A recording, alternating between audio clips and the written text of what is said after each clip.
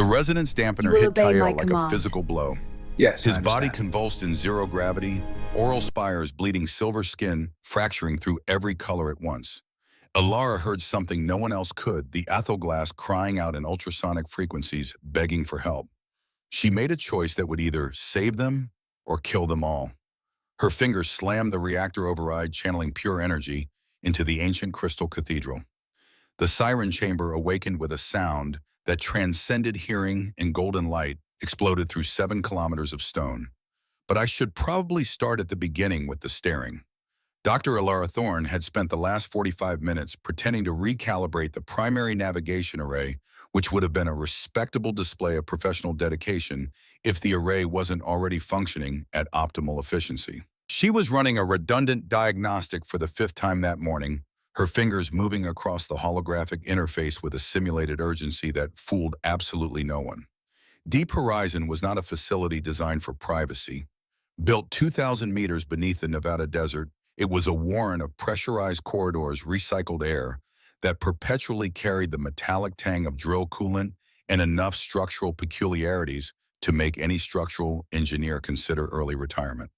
The research station had been carved into an ancient cavern system over the course of 3 decades, a monument to humanity's stubborn insistence on extracting value from the most inhospitable places on Earth. And yet here she was using the pretense of a routine sensor calibration to indulge in something that had become a persistent, unprofessional, and borderline pathological habit. She was staring again. The object of her distraction sat less than 3 meters away at the shared geological analysis station. Kale Venn, the Eryxian lithobiologist assigned to their research team 6 weeks ago, was currently examining a core sample retrieved from the deeper cavern systems. To describe Kale as striking would be to admit that human language had not quite evolved to capture what happened when biology became art. His skin was a semi-translucent lattice of crystalline structures that shifted between smoky quartz and brilliant diamond clarity, depending on the ambient light. Where a human would have external ears, Kale possessed what the Eryxians called oral spires, long, elegant formations that angled sharply forward when he was focused, vibrating with frequencies that Alara could feel resonating in her sternum. His eyes were faceted like cut gems, refracting the blue glow of the laboratory displays into 1,000 tiny points of light. He moved with a fluid precision that made gravity seem like a polite suggestion rather than a fundamental law of physics. Alara knew she should stop. She knew that this behavior was crossing lines that professional conduct handbooks probably dedicated entire chapters to avoiding.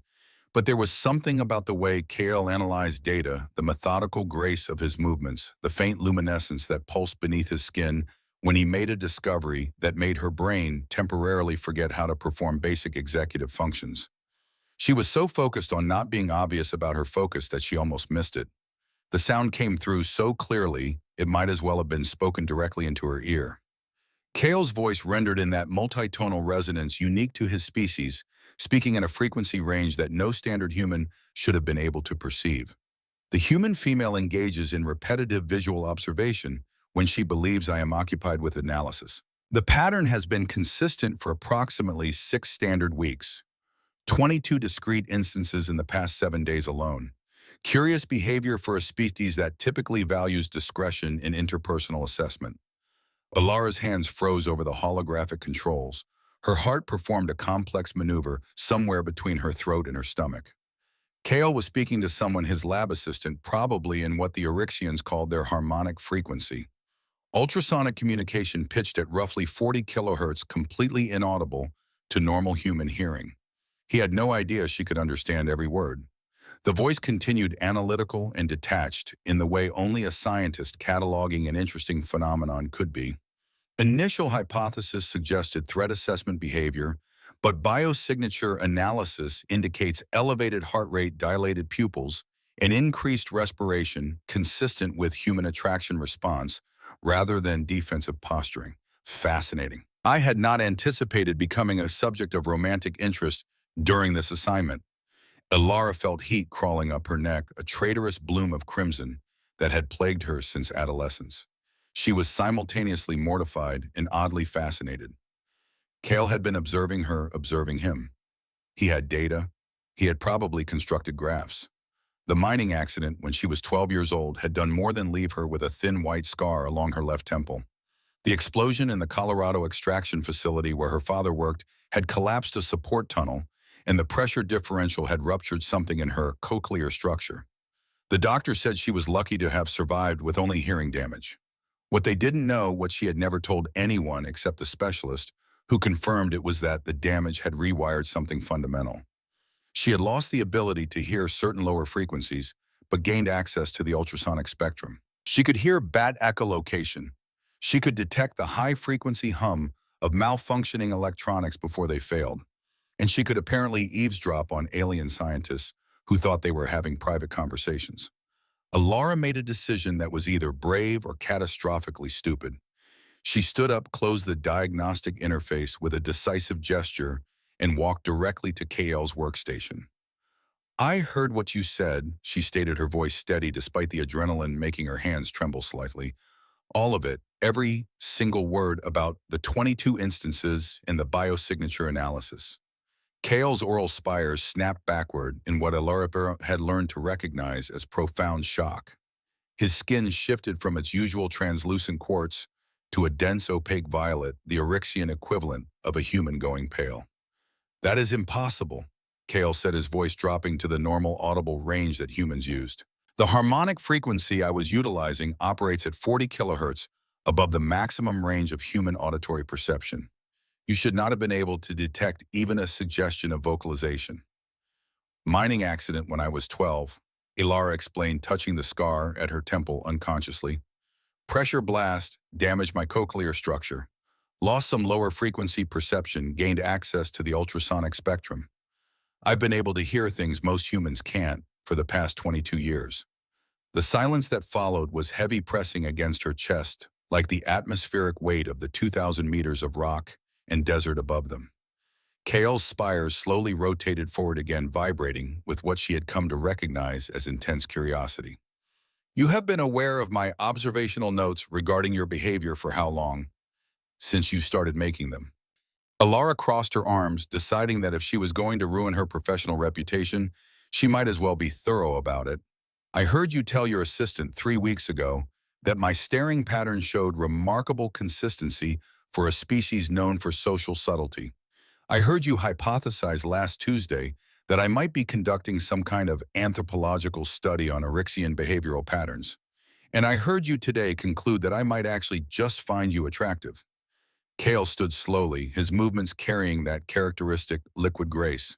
He was slightly taller than Alara, and when he stepped closer, she could smell the faint scent that seemed to follow him, something like ozone and dry stone, the smell of deep places untouched by weather. "In Eryxian culture," Kale said quietly, "sustained observation is typically reserved for two specific contexts: threat assessment or the evaluation of a potential mate. I had concluded that you were perhaps intimidated by my presence. I am a senior researcher, and I have found it necessary to correct your orbital calculations on 3 separate occasions this month." "Intimidated?" Alara laughed, a short, sharp sound. "I'm not intimidated by competence, Kale. I'm impressed by it. You found that thermal leak in the primary drill system before the alarms even registered the temperature deviation. You recalculated our cavern stability projections and bought us 3 additional days of operational safety. You're brilliant. That just makes the staring harder to stop." Something changed in the way Kale's skin reflected the laboratory light. A soft, rose-colored pulse rippled from his throat upward to his spires, spreading across his shoulders like watercolor bleeding across paper. "Your honesty is irregular," Kale said, his voice carrying harmonics that Alara felt as much as heard. "Most of the human staff members here speak to me with a certain professional distance. They treat me as an exotic consulting specialist or a sophisticated analytical tool. You have always treated me as a colleague, yet you observe me with the kind of focused attention typically reserved for phenomena that defy rational explanation. Maybe," Alara said, her own voice dropping to something closer to a whisper, "that's because you do." The communications panel on Alara's workstation chirped the harsh electronic tone, shattering the moment like a hammer through crystal. Director Callista Hayes' voice cut through the laboratory, crisp and urgent. "Dr. Thorne, Specialist Ven, report to Conference Room 3 immediately." We have a situation that requires both your expertise. Alara met Kael's faceted eyes for a long moment, watching the light fracture and scatter across those impossible surfaces. We should probably continue this conversation later. I would find that acceptable, Kael said. His spires angled slightly forward, vibrating with that low resonant frequency that Alara had learned meant something close to pleased anticipation. Though I confess I am uncertain how to proceed. My species does not typically engage in courtship behaviors across biological boundaries. Then I guess we'll figure it out as we go, Alara said. She started toward the door, then paused. For what it's worth, I'm not sorry I said it. I'm just sorry I was apparently so obvious about it that you needed to construct an entire observational data set. She didn't wait for his response. She could hear it anyway, pitched in that ultrasonic range that had become as familiar to her as breathing. I am not sorry you were obvious either, Alara Thorne. It made my research assignments considerably more interesting to anticipate. The walk to conference room 3 took exactly 4 minutes through Deep Horizon's primary corridor network. Alara used the time to try to reconstruct her professional composure, which felt like trying to reassemble a shattered vase while wearing mittens. The conference room was one of the few spaces in Deep Horizon with an actual viewport, a massive reinforced observation window that looked out into one of the natural cavern formations. Beyond the glass, bioluminescent mineral formations created a landscape of soft blues and greens, a reminder that even 2,000 meters beneath the desert surface, life found ways to persist. Director Callista Hayes stood at the head of the conference table, her silver hair pulled back in a practical knot, her expression carrying the particular kind of focused intensity that meant something significant had happened. She was in her early 50s, a geologist who had spent 3 decades working in increasingly hostile environments, and she had the weathered competence of someone who had learned to trust data over optimism. Chief Garrett Holbrook was already present, leaning against the far wall with his arms crossed over his chest. At 62, Holbrook had spent more time underground than most people spent breathing surface air. His left arm was a high-torque industrial prosthetic that whirred softly whenever he moved it, a souvenir from a drilling accident 15 years ago that would have killed a less stubborn man. His face looked like cracked leather, and his eyes carried the particular shrewdness of someone who had seen every possible way that machinery and human judgment could fail. Kael entered behind Alara, and Hayes gestured for them both to take seats at the table. I'll keep this brief because we don't have time for elaborate presentations, Hayes said, activating the holographic display at the center of the table. Specialist Ven, your deep tissue scan of Sector 9 yesterday yielded results that our geological team has spent the past 18 hours attempting to verify. Show them. Kael stepped forward, his fingers moving through the holographic controls with practiced efficiency. The display shifted, showing a 3-dimensional rendering of the cavern system approximately 5 kilometers deeper than Deep Horizon's current operational level. Buried within a pocket of obsidian-like stone, there was a deposit that glowed with an iridescent light pulsing with a rhythm that looked almost organic. The spectral signature does not match any known terrestrial mineral. Kael explained, his voice dropping into that lecturer's cadence that Alara found simultaneously attractive and slightly intimidating. Density readings are extraordinary, approximately 3 times that of platinum, but with a crystalline structure that appears to exist in a state of perpetual flux. I have tentatively classified this as ethel glass, though I acknowledge that term has been considered theoretical mythology rather than practical geology. Alara leaned forward, her professional instincts temporarily overriding her recent emotional turbulence. Ethel glass is a legend. It's what mining engineers tell their trainees to make geology sound romantic. Work hard, or you'll spend your life chasing glass shadows. I do not believe in legends. Kael said, his skin shifting to that sharp, clear amber that indicated absolute conviction. I believe in data, and the data suggests we are currently positioned above the most significant geological discovery in the history of subterranean resource extraction.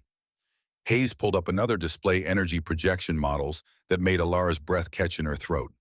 If Specialist Ven's analysis is accurate, a single kilogram of this material could provide power sufficient to operate Deep Horizon at full capacity for approximately 100 years. The implications for energy independence alone would be transformative. What's the complication? Alara asked, because there was always a complication.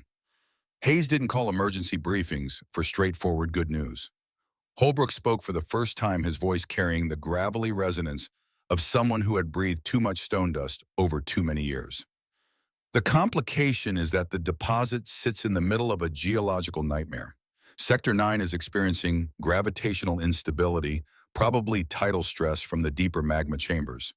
We've got seismic readings showing progressive structural degradation.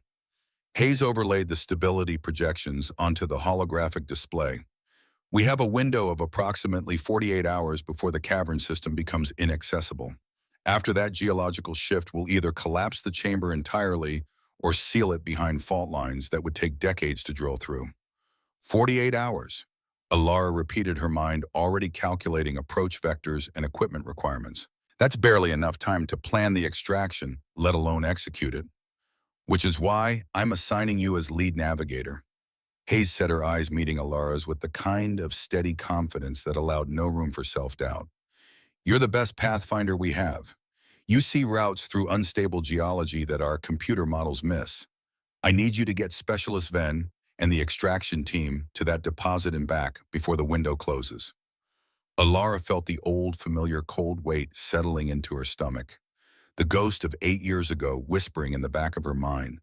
The colony transport mission she had triple-checked until she introduced a rounding error that sent a $100 million piece of equipment off course by 70 meters. No one died, but her reputation had been incinerated. She had spent nearly a decade rebuilding her career in progressively more remote assignments, always carrying that failure like a stone in her pocket. Holbrook must have seen something in her expression because he pushed off the wall and walked to the table. Dr. Thorne, I know what you're thinking. You're thinking about that transport calculation and wondering if you can trust yourself with this. Chief, let me stop you right there, kid. Holbrook's prosthetic hand made a soft mechanical whir as he gestured. That transport mistake, you know what your real error was.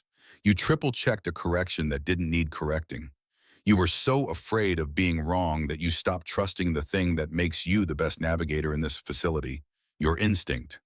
You feel the path before your instruments confirm it. I've watched you work for 3 years. Stop hiding behind the decimals and fly the damn road. Cale spoke quietly from his position near the holographic display. Director Hayes, I would like to formally request Dr. Thorne for this assignment. I have observed her work across multiple challenging navigation scenarios. She possesses an unusual ability to identify optimal paths through data that appears chaotic to others. I trust her judgment. The weight of that trust hit Alara harder than any mission briefing. She looked at Cale, seeing the way his spires angled toward her, the soft glow beneath his skin that she was beginning to understand meant something close to earnest conviction. All right, Alara said, her voice steadier than she felt. If you're sure about the deposit, I'm sure about the path. But we're going to need more than standard drilling equipment. We'll need a manned extraction vehicle. The automated systems won't be able to compensate for gravitational fluctuations in real time. Already approved, Hayes said. You'll have access to Scarab 7, our deep penetration drilling vehicle. Chief Holbrook will oversee the technical preparation. I want you and Specialist Ven to spend the next 12 hours working out the approach vectors and extraction protocols. We launch at 0600 tomorrow. The briefing concluded with the distribution of technical specifications and preliminary geological surveys. As the meeting dissolved, Alara found herself standing at the observation window, looking out at the bioluminescent cavern beyond the glass. Kael appeared beside her, silent except for the soft vibration of his spires. You are concerned, he observed. It wasn't a question. I'm always concerned, Alara admitted. It's my default setting. Concern mixed with a persistent conviction that I'm one decimal place away from catastrophic failure. That is not an uncommon psychological pattern among individuals who have experienced professional trauma, Cale said. But I have been observing you for 6 weeks, Dr. Thorne. When you trust yourself, when you stop calculating and start feeling the path, your accuracy rate increases by approximately 18%. The data is compelling. Alara turned to look at him. You've been running statistical analysis on my work performance. I am a scientist, Cale said, and she could hear the smile in his multi-tonal voice, even though his facial structure didn't quite move the same way human expressions did. Observation is my primary function. When a variable in my environment demonstrates exceptional capability, documentation becomes professionally necessary. Is that what I am? Ilara asked. An exceptional variable? Kael's spires vibrated with a frequency that she felt as warmth spreading across her shoulders. You are considerably more complex than a simple variable, Ilara, but perhaps we should focus on the immediate mission before we attempt to define the parameters of what we are becoming to each other. They spent the next 4 hours in Planning Room 2 surrounded by holographic projections of the Sector 9 cavern system. The work was demanding, requiring them to calculate approach angles through gravitational anomalies, plot drilling sequences that would minimize structural stress, and develop contingency protocols for approximately 40 different failure scenarios. It was also the most focused Ilara had been in years. She found herself noticing the small details of how Kael worked. The way his spires twitched minutely when he encountered data that frustrated him. The way his skin became more transparent, almost glass-like, when he reached a logical conclusion that satisfied him. The way he never once made her feel like her human limitations were a burden or a flaw in their collaborative process. By the time Deep Horizon's chronometer indicated 2,200 hours, they had constructed a navigation plan that was equal parts mathematics, geology, and educated faith. You should rest, Kael said as they saved their final calculations. The mission begins in 8 hours. I will, Ilara promised, but I think I need to clear my head first. I'm going to the observation deck. The bioluminescent formations are supposed to be particularly vivid tonight, something about the mineral composition responding to trace thermal currents. I know, Kael said. I was planning to observe them as well. The spectral patterns provide useful data for understanding how crystalline structures respond to environmental stimuli. Ilara smiled. You could have just said you think they're beautiful. Beauty is a subjective assessment, Kael replied. But yes, I find them beautiful. The observation deck was located at the northern terminus of Deep Horizon, a wide curved gallery with a 270-degree view into one of the largest natural cavern formations accessible from the facility. When Ilara arrived, Kael was already there standing at the reinforced glass barrier.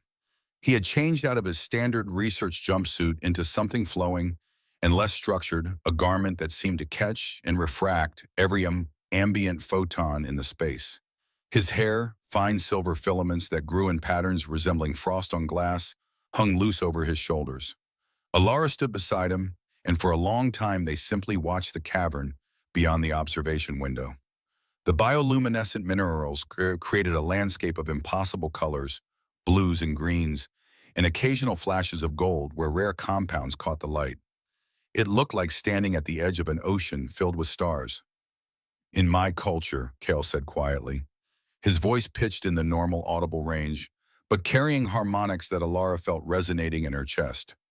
We do not have a single word equivalent to your magnificent. When we describe something of exceptional quality or beauty, we speak about its resonance, how it makes the world vibrate in response to its presence. And how do I resonate? Ilara asked. Her voice was barely louder than a whisper, but in the silence of the observation deck, it carried clearly. You are discordant, Kael said. He reached out slowly, giving her time to move away if she wished, and took her hand. His skin was warm, a surprising contrast to the cool glass of the observation barrier.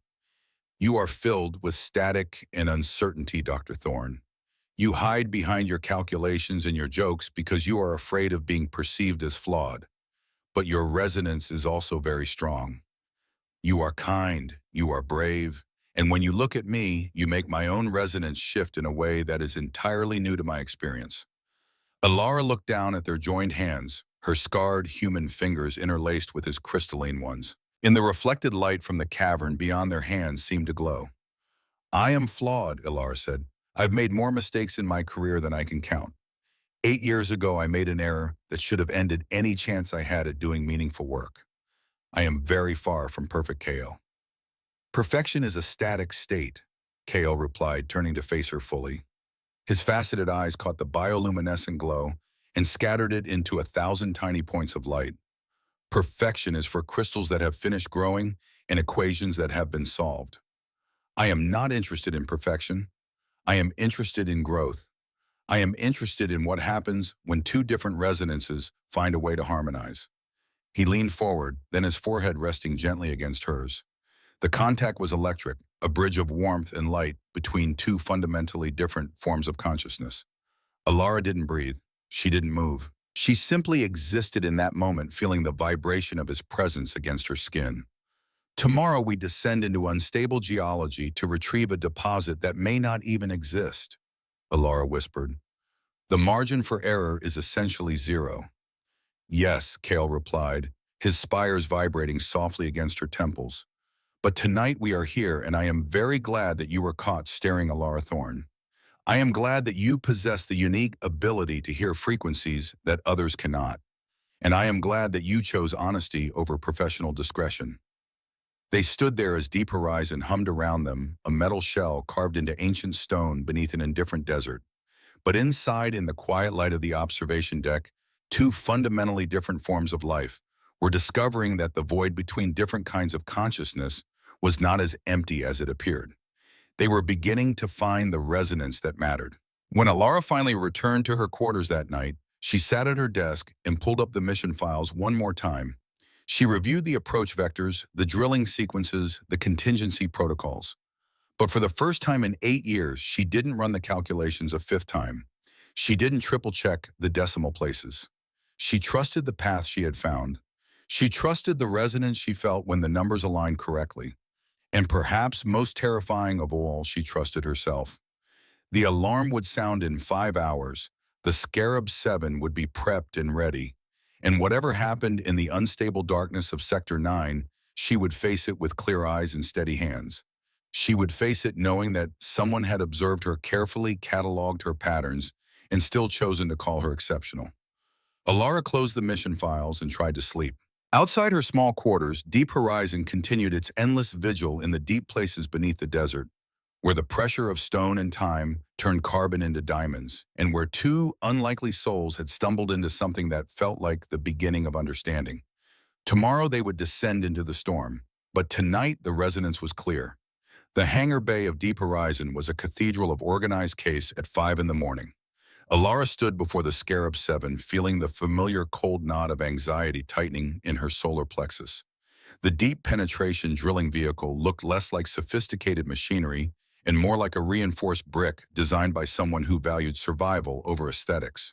It was built to withstand the crushing gravitational anomalies of the deeper cavern systems, armored with composite plating that could take a direct hit from falling limestone and keep functioning. Chief Garrett Holbrook emerged from beneath the vehicle's undercarriage, his prosthetic arms smeared with hydraulic fluid, a piece of synthetic stimulant root wedged in the corner of his mouth. "You're looking a bit green, Thorne," Holbrook observed, his weathered face creasing into something that might have been a smile or might have been a grimace. "Just checking the nav subsystem calibrations."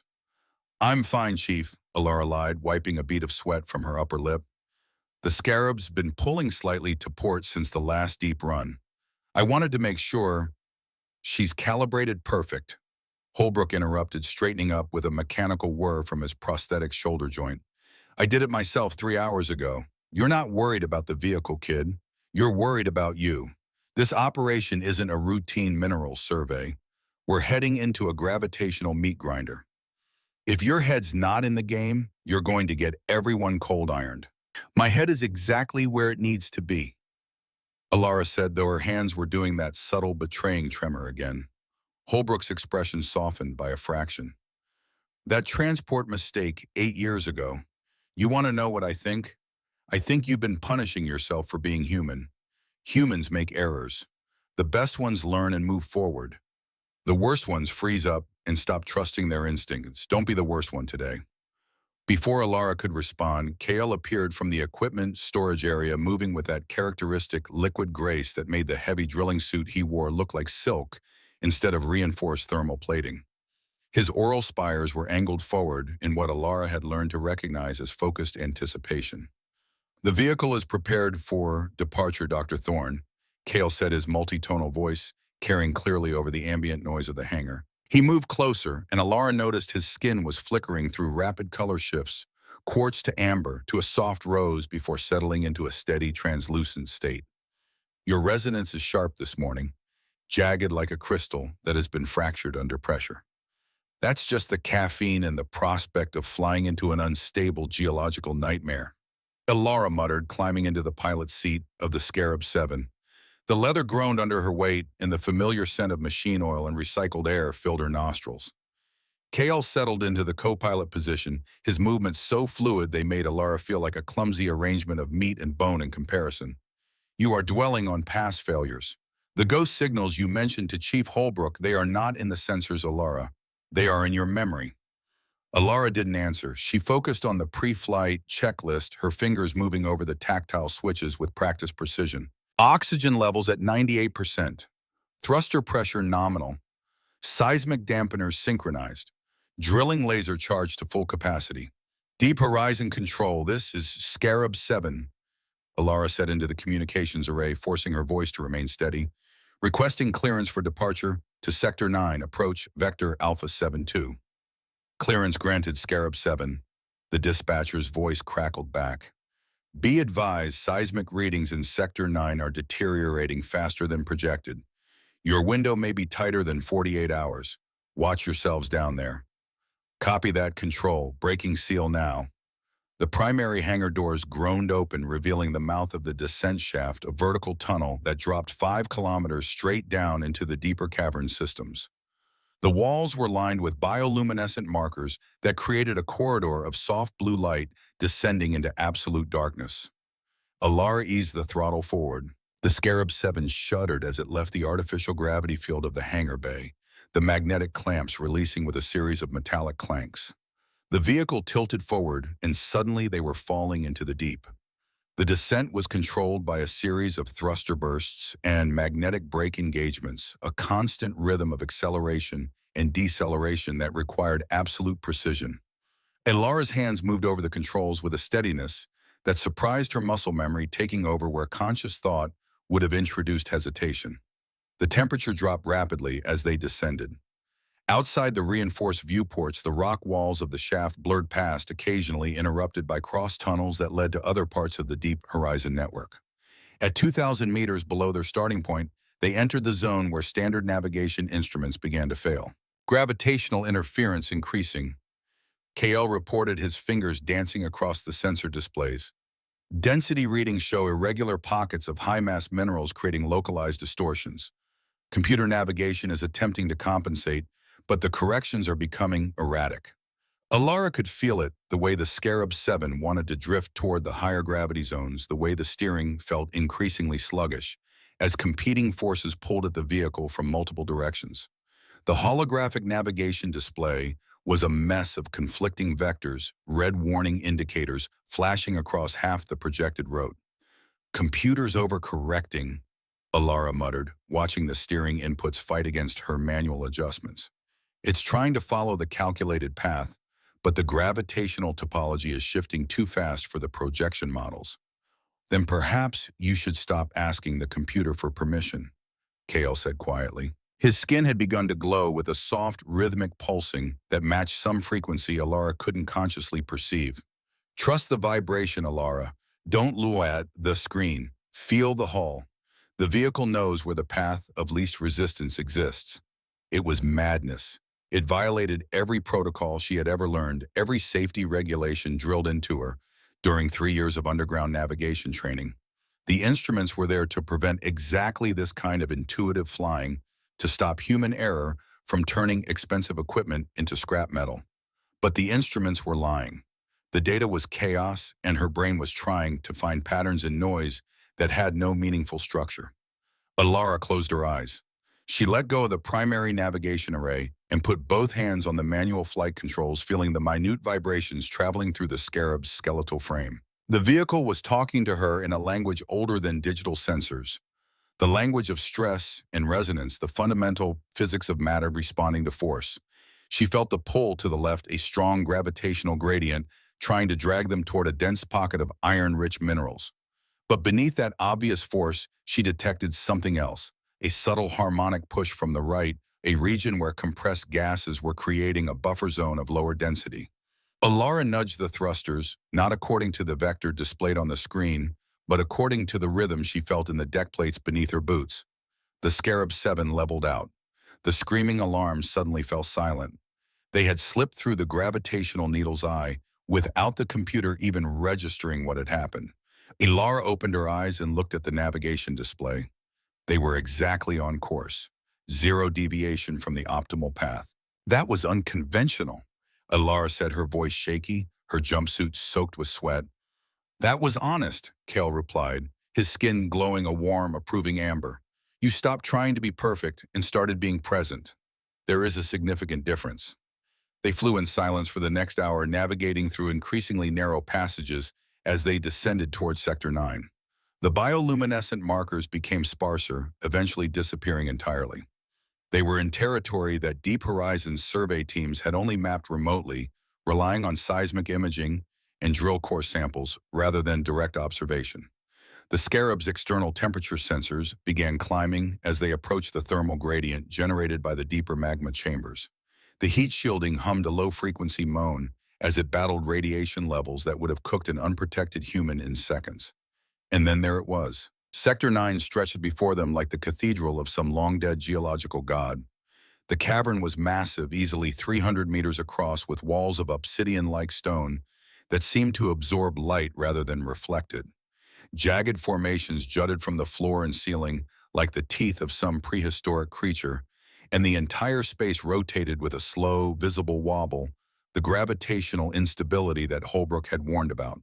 Plumes of superheated gas erupted from fissures in the floor at irregular intervals, creating temporary obstacles that appeared and vanished without warning. But deep within the obsidian walls, barely visible through the shifting thermal distortions, Ilara could see it, the ethel glass. It pulsed with an iridescent glow that seemed to exist independent of any external light source, a heartbeat trapped in stone. It's real, Ilara whispered, her skepticism momentarily silenced by the sheer impossible beauty of what they were seeing. But it's in the middle of a geological tantrum. Landing on that extraction point is going to be like trying to park a vehicle on a spinning blade covered in fire. Then we must become the blade, Kale said, his eyes fixed on the pulsing light with an intensity that bordered on reverence.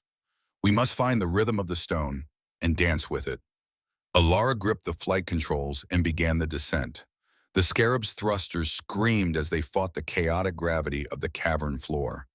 Every time she thought she had established a stable approach angle, a plume of debris would erupt from a fissure, forcing her to veer away. The computer was useless here, its calculations based on assumptions of stability that simply didn't exist in this environment. I can't find the entry point, Ilara said through gritted teeth, her vision blurring from the intensity of her focus. There's too much interference. If I miss the landing zone by even a meter, we're going to bounce off the hull and drift into thermal currents that'll melt us before we can correct. You won't miss, Kale said. He placed his hand on her shoulder, and she felt the vibration of his certainty resonating through her entire body. I have been observing you for 6 weeks, Ilara Thorne. You believe your flaws make you weak. You believe your mistakes define you.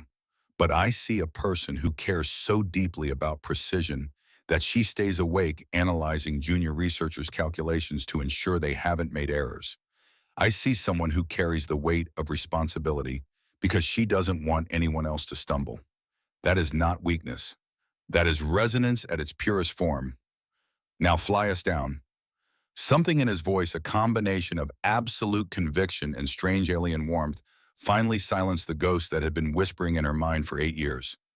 Ilara didn't look at the sensors. She didn't think about rounding errors or decimal places or the transport that had missed its landing coordinates. She looked at the light pulsing in the obsidian stone and listened to the rhythm that only her unique hearing could detect, the ultrasonic song of the ethel glass, calling out in frequencies that normal humans would never perceive. She pushed the control stick forward. The Scarab 7 dove into the obsidian canyon, the walls rushing past at terrifying speed.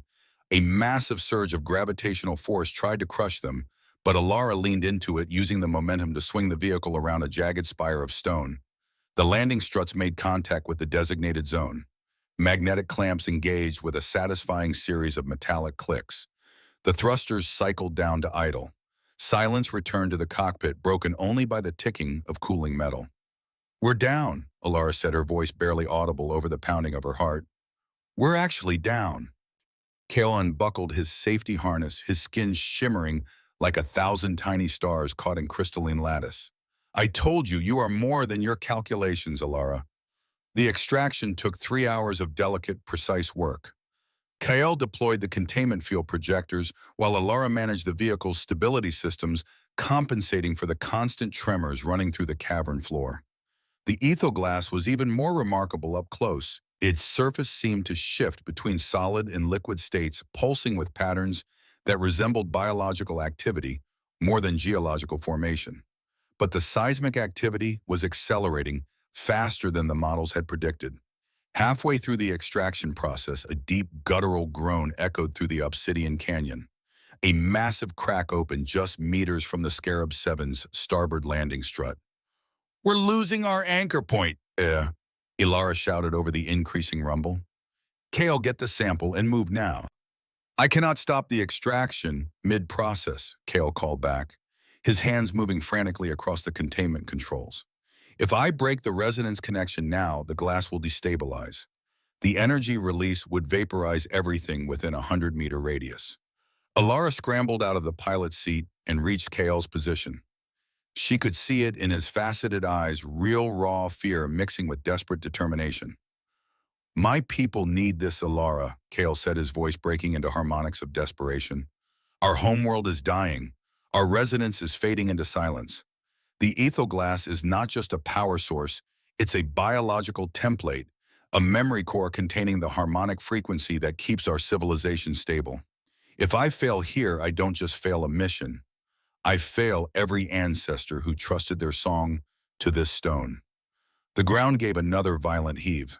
A section of the obsidian wall collapsed behind them, blocking their clearest route back to the ascent shaft. Ilara gripped Kyle's shoulders, forcing him to meet her eyes. "Listen to me. I know what it's like to carry impossible weight. I know what it's like to be terrified that one mistake will destroy everything. But you can't save them if you're dead. And you can't save them by being perfect. You save them by surviving."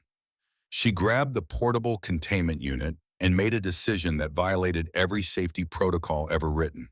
She jammed the ethyl glass, still mid-extraction, still pulsing with unstable energy, into the emergency transport chamber.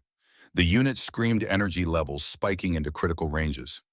"Ronnie!" Ilara shouted, pulling Kale toward the Scarab 7. They tumbled into the vehicle just as a massive pillar of obsidian erupted from the floor where they had been standing seconds before. Alara slammed the airlock shut and threw herself into the pilot's seat, not even bothering to secure her safety harness. "The landing strut is wedged in the fissure," Kale cried out, his spires vibrating with panic. "We're trapped."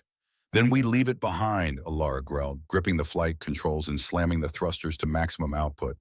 The Scarab 7 groaned, a sound of metal being asked to do things it was never designed to do. The engines fought against the gravitational forces, pinning them to the collapsing cavern floor. For a terrifying moment, Alara thought they were finished, that the ghost of her past failure had finally caught up with her. Then Kael's hands flew across the engineering console with desperate speed. "The containment unit, the glass is reacting to the engine frequency. It's creating harmonic interference. If I can synchronize the resonance patterns, we can use the glass's own energy to boost the thrusters." "Do it!" The Scarab 7 stopped shaking. The dull roar of the engines transformed into a high-pitched crystalline hum. The entire vehicle began to glow with brilliant iridescent light as the ethyl glass's energy flowed through the power systems like liquid fire. The wedged landing strut snapped like a dry branch. The Scarab 7 shot upward, a bullet made of light and desperate hope. They cleared the cavern's gravitational well, just as the entire chamber imploded behind them, the obsidian walls collapsing inward with a roar that sounded like the earth itself screaming. Ilara pushed the vehicle hard, weaving through the debris field with a fluidity that came from someplace deeper than training or calculation. She flew by resonance, by instinct, by the song that only her damaged ears could hear. 15 minutes later, they emerged into the relative safety of Deep Horizon's approach corridor. The familiar constellation of facility lights appeared in the distance, a welcoming beacon marking home base. Ilara slumped back in her seat, her entire body trembling with adrenaline crash. She looked over at Kale, who was sitting on the deck beside the containment unit, his hand resting on the glowing glass. His skin had shifted to a soft, exhausted blue. "We made it," Ilara breathed. We made it, Kale repeated. He looked up at her, and there was something new in his expression, a depth of respect and gratitude that made her chest ache. You saved my life. You saved the hope of my entire civilization. Even with your ghosts and your shaking hands, you did what no one else could have done. Ilara looked down at her hands. They were still trembling, but for the first time in 8 years, she didn't hate them for it. They were the hands that had flown them home. The celebration in Deep Horizon's mess hall that evening was loud and chaotic, filled with synthetic whiskey that tasted like industrial solvent, and enough pressurized laughter to suggest the crew was trying to drown out how close they had come to disaster. Elara sat in a corner booth watching the drill operators and system engineers exchange increasingly exaggerated versions of the mission. But her attention kept drifting to Kyle, who stood near the observation window, surrounded by junior researchers asking questions about the ethyl glass. His skin was a dull, opaque gray, the Eryxian equivalent of profound exhaustion or emotional distress. Elara caught his eye across the crowded room. He gave a barely perceptible nod toward the exit. 5 minutes later, she found him in the hydroponics bay, one of the few places in Deep Horizon where genuine silence still existed. The air smelled of damp soil and growing things, the UV lamps casting everything in a soft purple glow. Kale was standing among the rows of genetically modified ferns, and in that light he looked almost translucent, as if he might dissolve into the shadows if she looked away. You left the celebration early, Alara said quietly. The resonance of the crew is difficult to process, Kale replied, his voice sounding like something cracked and fragile. There is so much noise. They see the glass as a number on a resource ledger. They do not hear what it is singing. Before Alara could respond, she heard it. The ultrasonic frequency that her unique ears could detect pitched at a range no other human in the facility would notice. Kale was speaking to someone through a communications implant, believing his conversation was completely private. The extraction succeeded, but I cannot complete the primary directive, Kale was saying in that harmonic frequency. The ethyl glass contains more than energy potential. It is our great resonance, the biological memory core of our ancestors. Our homeworld sun is not failing in the traditional sense. Our entire civilization is losing its song, the harmonic frequency that keeps our crystalline structures stable. Without this glass, the Eryxian people will achieve complete entropic silence within 10 years. Alara's breath caught in her throat. She shouldn't be hearing this. She should walk away, giving him privacy. But she was frozen listening. But the human government's directive is clear. Kael continued, his voice heavy with something that sounded like grief. They do not want the glass for energy generation. They want to weaponize the resonance, create a frequency modulation device capable of destabilizing crystalline structures at a molecular level. Every Eryxian facility, every settlement could be reduced to sand with a single harmonic pulse. If I deliver this glass to the military retrieval team, as ordered, I give them the key to genocide. But if I refuse, I doom Dr. Alara Thorne, who trusted me enough to risk everything. Alara stepped forward into the light. I heard everything. Again. Kale spun around, his oral spires snapping backward in shock. I forgot. Your unique ability. Tell me it's not true, Alara said, though she could hear in his silence that it was. Tell me this was just a mining operation. Kale's skin cycled through rapid color shifts, violet to gray, to a jagged, crystalline white that looked like shattered ice. I cannot. I was assigned to Deep Horizon 6 weeks ago with explicit orders. Locate the ethyl glass. Verify its properties. Facilitate extraction. Deliver it to Colonel Voss's Military Science Division for weapons development. I am an expendable asset, a flawed specimen, sent to do work that my people considered beneath their perfect crystalline elite. How long have you known what they plan to do with it? From the beginning, Kale whispered. But I hoped that perhaps the glass would prove to be nothing more than myth, that I could file a negative report and return home having harmed no one. Then we found it, and it was real. And it was singing with the voices of every Eryxian who ever existed. And I realized I would have to choose between my people's survival and becoming complicit in providing the tools for our extinction. Alara felt the cold weight of understanding settling into her stomach. When is the retrieval team scheduled to arrive? Tomorrow morning, 0800 hours, 9 hours from now. Kale's voice was hollow. Colonel Voss will take possession of the glass. Director Hayes has already been informed. The transaction is official approved at the highest levels of government. If we resist, we become traitors to both our species. Then we become traitors, Alara said. The words came out before she had fully processed what they meant. Kale stared at her. You cannot mean that. You have spent 8 years rebuilding your career after a single mistake. If you help me hide this glass, you will lose everything. You will be hunted, imprisoned. Everything you worked to reconstruct will be destroyed. I'm tired of living safe, Kale, Alara said, surprised by the steadiness in her own voice. I'm tired of letting one error define my entire existence. You told me that I resonate clearest when I trust myself. I'm trusting this. What they're planning to do, it's not defense. It's not security. It's genocide disguised as strategic advantage, and I won't be part of it. But the consequences, I know the consequences, Alara interrupted, and for the first time in 8 years, I'm choosing the truth over the safe path. Now tell me, do we have any options for hiding the glass before Voss arrives? Kale's skin shifted to a cautious amber, the first hint of hope breaking through his despair. The glass is currently in the primary geology lab.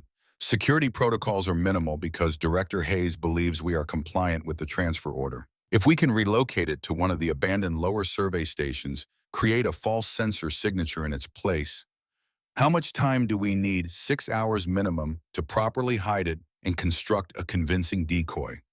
Alara checked her chronometer. Then we have 3 hours of buffer before we need to start worrying. Let's get to work. They were halfway to the geology lab when Alara's wrist display pinged with a private message. Chief Holbrook's encrypted channel marked priority low to avoid automated logging. Text only. Kid, if you're doing what I think you're doing, Carib 5 will be ready in deep storage. Don't thank me, just don't die. Alara stared at the message for 3 seconds, then deleted it. Holbrook had always known her better than she knew herself. She looked at Keiko. Change of plans. We're not hiding it in the survey stations. We're getting out of Deep Horizon entirely. But how? Holbrook, Alara said simply. He's prepping an escape vehicle. If we can reach it before Voss arrives, we might actually have a chance. They started running toward the geology lab, and somewhere in the deep stone above them, the timer was counting down. But then Alara's communications implant chirped with an urgent priority signal. Director Hayes' voice cut through sharp and tense. All senior staff be advised. Military retrieval convoy has accelerated their timeline due to developing security concerns. Colonel Voss's team will be arriving at Deep Horizon at 0400 hours. Repeat, arrival time moved up to 0400. All personnel prepare for early inspection protocols. Alara and Kale stopped in the middle of the corridor, their eyes meeting in shared understanding of what had just happened. 4 hours, Kale said. They are coming 4 hours early. Then we have less time than we thought, Alara replied, and we're about to find out exactly how good we are at improvisation. When they started running again, and the resonance was no longer clear, it was about to become very, very loud. The alarm that shattered the pre-dawn silence of Deep Horizon was not the rhythmic pulse of a scheduled shift change. It was the sharp, panicked shriek of a high-priority security alert, the sound that meant the carefully ordered world beneath the Nevada desert was about to become very complicated. Alara was in the middle of rewiring the Scarab 7 sensor array when the alarms hit. She and Kyle had spent the past 2 hours working in near silence, trying to create a convincing electromagnetic ghost that would register as ethyl glass to any remote scanning equipment. The actual glass sat in a reinforced container at her feet, pulsing with that steady iridescent rhythm that seemed to count down the seconds until discovery. They had managed to relocate the containment unit from the primary geology lab to the vehicle hangar, reasoning that if they needed to run, having their escape vehicle ready would save precious minutes. But they were nowhere near finished with the decoy signature. The wiring harness lay exposed across the Scarab's interior like the guts of some mechanical beast, and Alara's hands were covered in conductive paste. All personnel, this is Director Hayes. The voice cut through the facility's communication system with urgent clarity. Military retrieval team has entered Deep Horizon perimeter.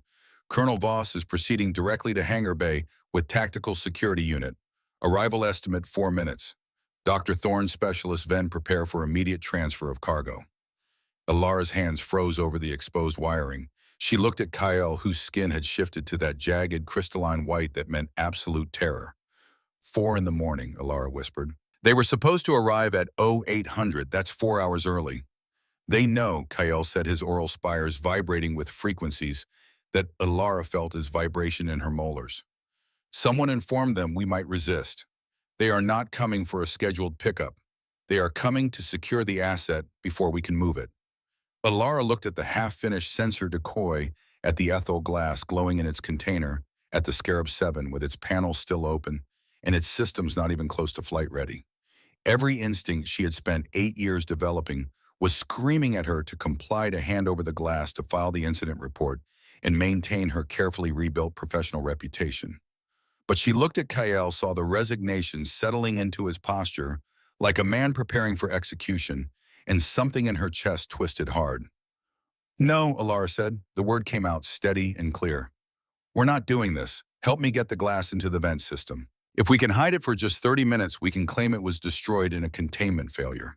They'll scan for debris, find our decoy signature, and the hangar bay doors groaned open. Colonel Voss entered Deep Horizon's primary vehicle bay, flanked by 6 tactical security personnel in full combat gear. Voss himself was tall and severe, dressed in a charcoal gray uniform that looked like it had been pressed with mathematical precision. His eyes were cold blue, the kind of eyes that saw logistics and strategic advantage rather than human complications. He scanned the hangar with the efficient gaze of someone cataloging assets, and his attention locked onto the Scarab 7 with its exposed interior and the glowing container at Alara's feet. Dr. Thorne, Voss said, his voice carrying the clipped authority of someone accustomed to immediate obedience. Step away from the vehicle. Specialist Venn, you will transfer the ethyl glass to my custody immediately. Colonel, Alara said, forcing herself to stand upright despite the adrenaline making her legs feel like water. We weren't expecting you until 0800. The containment protocols aren't complete. If you move the glass now, you risk destabilizing. I am not interested in your protocols, Dr. Thorne. Voss stepped closer, and 2 of his security personnel moved to flank him. I have reviewed your personnel file. Academic excellence marred by a catastrophic judgment error 8 years ago. You have been rebuilding your reputation in progressively more remote postings, always one evaluation away from permanent demotion. I would hate to see you jeopardize that fragile stability by making another mistake today. The threat was clear, delivered with the cold precision of someone who knew exactly which pressure points would cause maximum pain. Kale stepped forward, positioning himself between Alara and Voss. The glass requires specialized handling, Colonel. The resonance patterns are not yet fully stabilized. If your team attempts to transport it without your concern is noted, specialist. Voss made a gesture, and one of the security guards moved toward the containment unit. However, my engineers are quite capable of managing volatile materials. You were brought here to locate the deposit, not to question its disposition. Alara watched the guard reach for the container, and something in her mind made a decision before her conscious thoughts could catch up. She had spent 8 years being careful, being compliant, checking and rechecking every calculation to avoid another failure. And in all that time, she had never felt as certain about anything as she felt about this moment. Kale, Alara said quietly, her voice pitched in that ultrasonic range that only his species and her damaged ears could perceive. When I move, you run for the vent shaft access. North wall 15 meters. I'll grab the glass and meet you there.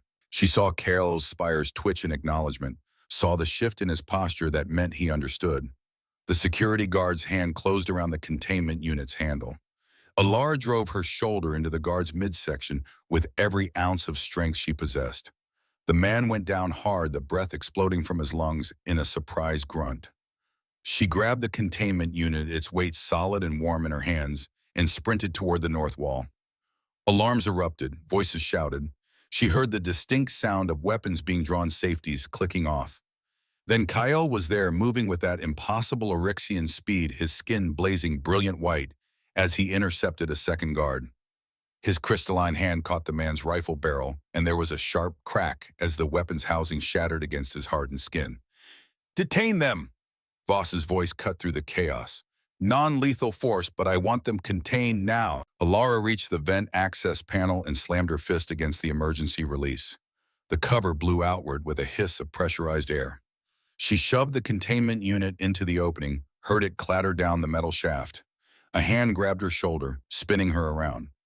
One of the security personnel had caught up his expression, a mix of professionalism and genuine confusion about why a scientist was suddenly acting like a fugitive. Alara didn't think. She grabbed the nearest tool from the maintenance rack, a heavy torque wrench, and swung it in a wide arc. The guard raised his arm to block, and she heard his pain shout as the impact connected. Kale appeared at her side, grabbed her hand, and pulled her into the vent shaft access corridor. They ran through the narrow maintenance passage, their boots echoing on metal grating, the sound of pursuit close behind them. The vent system branched into multiple directions, a maze of air circulation channels that connected every section of Deep Horizon. Alara had memorized these passages during her first month at the facility, a habit born from 8 years of always knowing the emergency exits. They emerged into a secondary equipment bay. Alara could hear voices echoing through the communication system, Director Hayes coordinating a facility-wide lockdown security teams being deployed to every major junction point. The Scarab 7 is compromised. KL said, his breathing rapid, despite his superior Oryxian physiology. We cannot reach it. We have no vehicle, no escape route. Yes, we do, Alara said, pulling up a schematic on her wrist-mounted display. Scarab 5. It's in the deep storage hangar 2 levels down. Chief Holbrook was refurbishing it for long-range survey missions. If we can get there before Voss locks down the facility. The lights in the equipment bay suddenly shifted to emergency red. Heavy magnetic locks engaged on every pressure door with metallic thuds that echoed through the corridors. Lockdown initiated, an automated voice announced. All personnel remain at current positions. Security sweep in progress. They are sealing us in, Kale said. His skin flickered between colors. Fear, determination, resignation, cycling so quickly Alara could barely track the shifts. Alara, perhaps we should reconsider. If we surrender now, you can claim I coerced you. You might still salvage. Stop, Alara interrupted. She grabbed his shoulders, forcing him to meet her eyes. I made this choice, not you, me, and I'm not backing down because it got difficult. Now we either move or we get caught standing here debating ethics. Which one keeps us alive long enough to matter? They moved. The route to the deep storage hangar required navigating through sections of Deep Horizon that hadn't seen regular traffic in months. They crawled through ventilation ducts, squeezed through emergency maintenance hatches, descended access ladders into sublevels where the only light came from bioluminescent mineral deposits in the exposed rock walls. And all the while Alara could hear them. The security teams communicating on frequencies they assumed were private, coordinating their search patterns in ultrasonic bursts meant for equipment tracking systems. But Alara's damaged ears caught every word. Team 3 converge on Junction 7. Thermal imaging shows 2 heat signatures moving through the ventilation network. She adjusted their route accordingly, always staying 1 corridor ahead of the pursuit. They reached the deep storage hangar 15 minutes after the initial alarm, both of them exhausted and covered in rock dust. The Scarab 5 sat in the corner of the bay like a forgotten relic, its hull scarred from years of service, but its systems still functional. Chief Garrett Holbrook was there sitting on an equipment crate, his prosthetic arm resting on his knee. He looked up as they entered, his weathered face showing no surprise. Figured you'd end up here eventually, Holbrook said, standing slowly. Been listening to the comm chatter. Sounds like you two kicked quite the hornet's nest. Chief, I can explain, Alara started. Holbrook held up his prosthetic hand. Don't need explanations, kid. Need you to get in that vehicle and get the hell out of my facility before Voss's people find you. I've been prepping the Scarab 5 for the past hour. Full fuel cells, navigation systems calibrated, emergency supplies loaded. Alara stared at him. You knew we were going to run. I know what weaponized resonance technology means, Holbrook said quietly. I also know what it means when a good person decides to stop being safe and start being right. Now get moving. I'll give you a 10-minute head start before I report the vehicle theft. They'll know you helped us, Kale said. Let them know, Holbrook replied with a grim smile. I'm 62 years old and I've got enough pension saved that they can't hurt me much. You two have got actual futures worth protecting. Now get. Alara grabbed Holbrook in a brief, fierce hug. Thank you, Chief. Don't thank me. Just don't die. I hate wasting good maintenance work. They climbed into the Scarab 5. Alara's hands moved across the controls with practiced efficiency, bringing systems online, checking thruster pressure, scanning for the descent route that would take them away from Deep Horizon and into the unmapped deeper cavern systems. The hangar bay doors groaned open. Beyond them stretched the descent shaft, a vertical tunnel dropping into absolute darkness. Behind them, she could hear the sound of boots on metal voices shouting the heavy thud of a pressure door being breached. "Go!" Holbrook shouted. Alara slammed the throttle forward. The Scarab 5 shot out of the hangar like a bullet, dropping into the shaft with such velocity that her stomach tried to climb into her throat. The pursuit was immediate. She could see them on the rear sensors, three military pursuit vehicles smaller and faster than the Scarab, designed for exactly this kind of chase through the underground network. They descended deeper than Alara had ever traveled, past the mapped survey regions into cavern systems that existed only as seismic imaging data and theoretical projections. The walls blurred past stone formations that had never seen human eyes, minerals that glowed with strange bioluminescent patterns. The military vehicles were gaining. They had better engines, less mass, and pilots who weren't worried about preservation of geological formations. "Alara, they are closing to weapons range," Kale warned, his hands flying across the sensor displays. "Detecting target lock." The railgun discharge lit up the darkness behind them. The kinetic round missed the Scarab 5 by meters, but the shock wave sent them spinning sideways, scraping against the cavern wall with a scream of tortured metal. "Sensors are failing," Alara shouted, fighting the controls. "Navigation computer just went offline. The magnetic interference down here is too strong." "Then how do you propose we navigate?" Kael asked, his voice remarkably calm for someone in a vehicle that was currently rotating at high speed through a vertical cave shaft. "I listen," Alara said, but this time she kept her eyes open. The world split into layers of sensation. Visual data overlaid with acoustic, mapping the deep bass rumble of methane pockets and harmonizing with the visual blur of stone walls, the high crystalline ping of quartz formations creating geometric patterns she could simultaneously see and hear. Her enhanced hearing painted a three-dimensional sonic map that her brain integrated with the fragmentary visual information streaming past the viewports. She could hear the pursuit vehicles, their engines creating a flat mechanical frequency that clashed with the natural resonance of the caverns. They were noise disrupting the symphony. But there was something else. A poor, clear note coming from somewhere deeper, resonating at a frequency that made every bone in Alara's body vibrate in sympathy. "There's something down there," Alara said. "Something singing." "The Siren Chamber," Kale breathed. "The legends say it is real. A cathedral of crystal formations 7 kilometers below standard survey depth. The harmonic resonance is said to be so pure it can cleanse corruption from Eryxian crystalline structures. If we can reach it." "What's the entrance clearance?" Alara interrupted. Kale consulted the fragmentary geological data they had. His skin went pale. "Approximately 30 meters.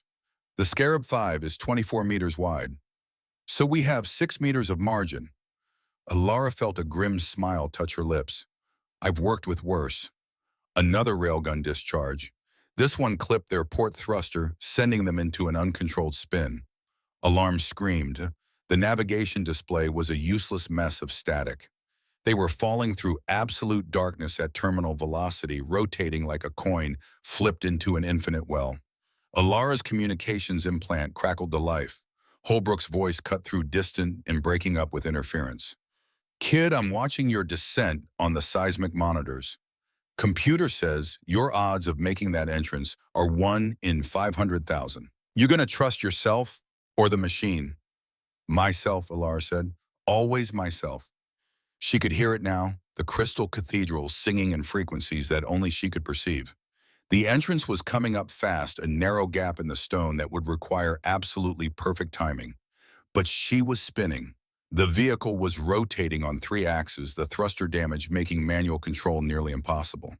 Every instinct told her to eject to trigger the emergency ascent systems to survive, even if it meant capture. The crystals were pulsing. A rhythm.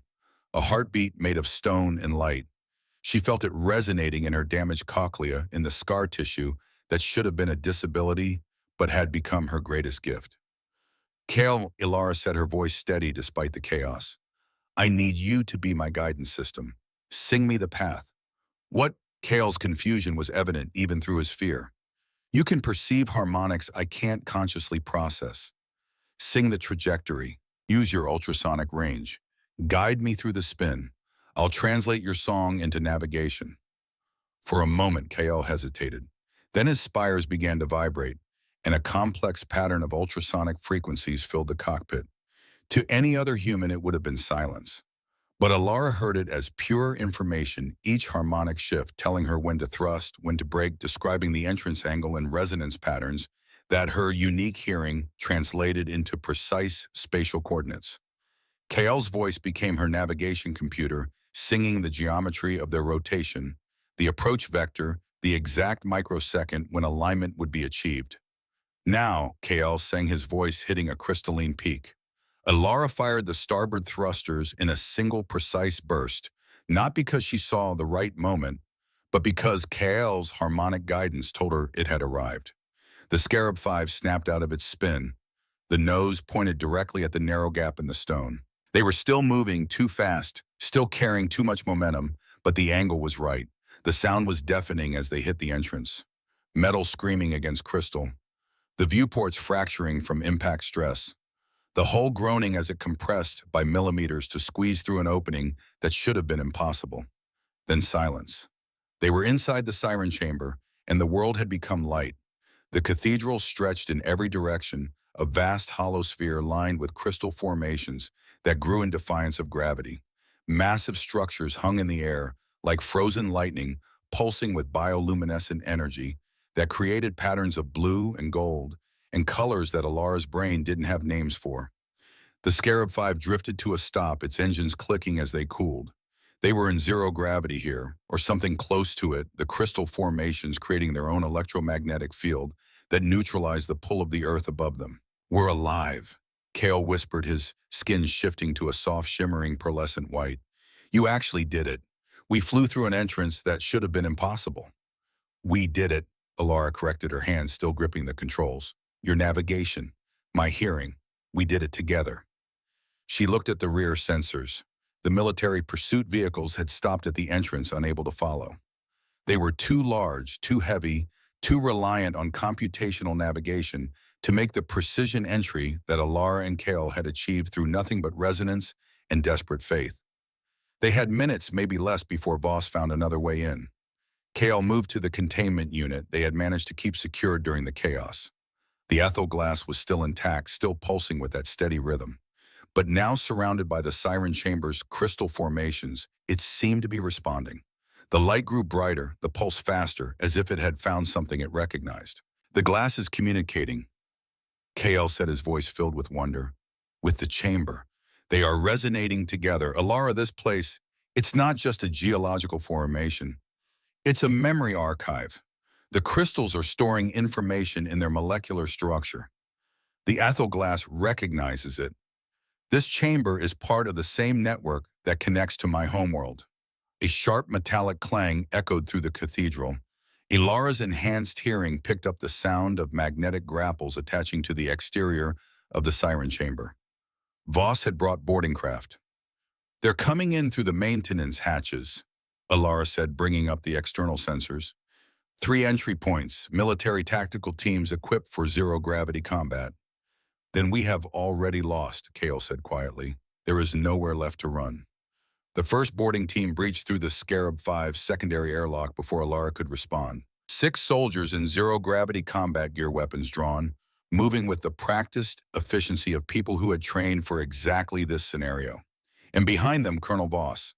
He was carrying something, a device roughly the size of a briefcase covered in sensor arrays and emitter nodes. Alara didn't need technical specifications to understand what it was. She could hear the anti-harmonic frequency it was generating, a sound like nails on the chalkboard of reality itself. A resonance dampener. Voss activated the device. The sound hit Alara like a physical blow, making her teeth ache and her vision blur. But for KL, the effect was catastrophic. He collapsed immediately, his body convulsing, his skin shifting through every color simultaneously as his crystalline structure tried to adapt to the dissonant frequency. His oral spires began to bleed a shimmering silver fluid that looked like liquid mercury. "Stop!" Alara screamed, scrambling toward Kyle in the zero gravity. You're killing him. I'm neutralizing a potential threat, Voss said calmly. Step away from the Eryxian Dr. Thorne. Your cooperation now may still earn you some leniency during the inquiry. Alara heard it then, a sound pitched so high that even she almost missed it. The ethel glass was crying out its ultrasonic wail, carrying desperation and pain, and something that felt horrifyingly like consciousness. The glass wasn't just storing memories, it was aware. It was alive in some fundamental way that biology and geology had never been meant to intersect. And it was begging for help. Ilara made a decision that was either the bravest or most catastrophically stupid thing she had ever done. She pushed off from Kyle's convulsing form and launched herself toward the Scarab V's reactor core access panel. Dr. Thorne, stand down, Voss barked. She ignored him. Her fingers flew across the emergency override controls, bypassing safety interlocks that existed for very good reasons. The reactor core could be channeled in two directions into the Scarab's drive systems or out through the vehicle's external power couplings. Alara chose the second option and aimed it directly at the Siren Chamber's crystal formations. You want power, Colonel? Ilara shouted over the increasing hum of the reactor reaching critical output levels. You want to understand resonance? Then let me show you what happens when you force honesty into a system built on lies. She slammed the final override. The Scarab V's reactor didn't explode, it channeled. A massive wave of pure electromagnetic energy flowed out through the power couplings, grounding into the crystal cathedral like lightning seeking earth. The Siren Chamber awakened. Every crystal formation began to glow simultaneously, pulsing with light so brilliant that Alara had to close her eyes. The sound was beyond hearing. It was a physical force, a harmonic frequency that made every molecule in her body vibrate in sympathy. The resonance dampener in Voss's hands began to smoke. Sparks erupted from its sensor arrays. The device was trying to generate anti-harmonic frequencies, but the cathedral was producing resonance at a level of purity and power that made resistance impossible. The dampener exploded in a shower of molten components. Kale gasped, his body suddenly releasing from its convulsive state. The silver bleeding from his spires stopped. His skin began to clear, shifting from that tortured kaleidoscope back to healthy, translucent quartz. But the chamber wasn't finished. A wave of golden energy erupted from the central crystal formation, a pulse of pure harmonic resonance that swept through the entire cathedral. It passed through Alara like warm water, making every cell in her body sing with a frequency that felt like coming home. But when it hit the military equipment, the effect was catastrophic. Every electronic device simply stopped functioning. Weapons communications arrays, tactical displays, all of it reduced to inert metal and plastic as the harmonic pulse scrambled their circuitry at a quantum level. Voss's tactical team began to retreat their training, overriding their orders in the face of a threat they had no framework to understand.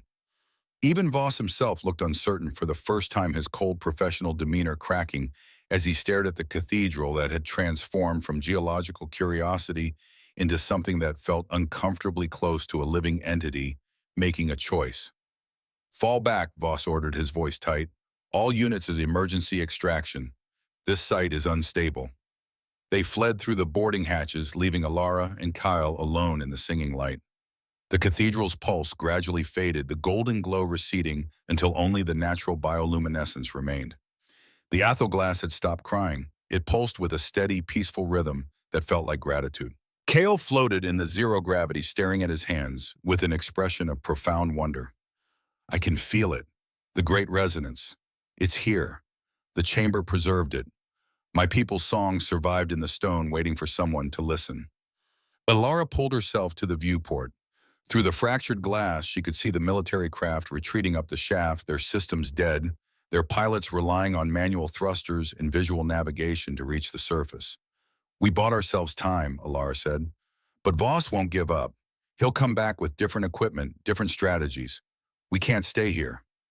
Then where do we go? Kale asked. Alara looked at the navigation charts, at the fragmentary data, showing the deeper cavern networks that extended thousands of kilometers in every direction, connecting to underground systems that honeycombed the entire continental United States. Deeper, she said. There are caverns down here that have never been mapped. Oryxian settlement that your people established centuries ago before they retreated to their homeworld. We go there. We deliver the ethel glass to the communities that actually need it, and we figure out what we are from there. 3 weeks later, the official report from Deep Horizon stated that Dr. Ilara Thorne and specialist K.O. Venn had been lost in a catastrophic geological collapse while attempting unauthorized access to unstable cavern systems. The ethel glass deposit had been destroyed in the same event. Colonel Voss filed a formal objection to the findings, but without evidence or recoverable remains, the case was closed. What the report didn't mention was Chief Garrett Holbrook's careful falsification of the seismic data, or the fact that Scarab 5's emergency beacon had been deactivated before the alleged collapse, or that certain supply manifests showed equipment disappearing from Deep Horizon's inventory at a rate that suggested someone was still alive and moving through the underground network. In a navigation bay carved into stone 7 kilometers below the Nevada desert, Ilara plotted a course through cavern systems that didn't officially exist. She had stopped running diagnostics 5 times. She had stopped triple-checking her decimal places. She trusted the path. She felt the resonance that only her unique ears could hear. Kale entered the chamber, his skin glowing with healthy luminescence. The glass is stable. The resonance signature suggests we will reach the first Oryxian settlement within 48 hours. They are already singing in response. They know we are coming. Ilara looked at the route displayed on her navigation screen. It was messy. It was dangerous. It was the complete opposite of the safe, calculated life she had spent 8 years trying to reconstruct. It was perfect. Ready? KL asked, his hand finding hers. Always, Ilara said. She had spent 34 years fearing the decimal error, the rounding mistake, the catastrophic failure that would define her existence. But the real mistake had been not trusting the one thing she possessed that no one else did, her ability to hear what others couldn't. She was navigating by resonance now, not numbers. And for the first time in her life, she knew exactly where she was going. They pushed forward into the glowing depths, 2 flawed beings who had chosen truth over safety, who had trusted the song over the silence. And in the deep places beneath the desert, where pressure turned carbon into diamonds and time carved cathedrals from stone, their resonance rang clear and true. The path was no longer perfect, but it was honest. And that made all the difference.